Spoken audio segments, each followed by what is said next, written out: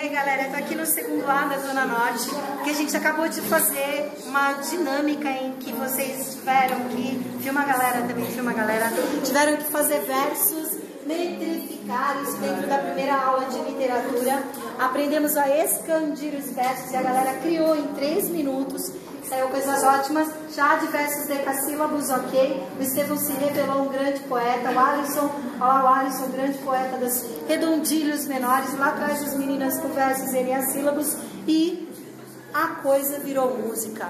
O Igor fez uma música na hora, em 3 minutos, mas o Igor esqueceu a música, teve de fazer outra, e a gente vai ver o que saiu ali. Valeu? Vai lá, Igor, com você agora, hein?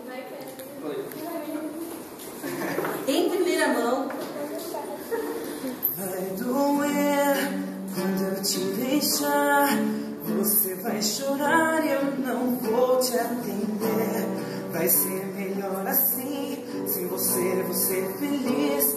Te dei o meu amor e você não me deu valor. Agora se acabou. Ai,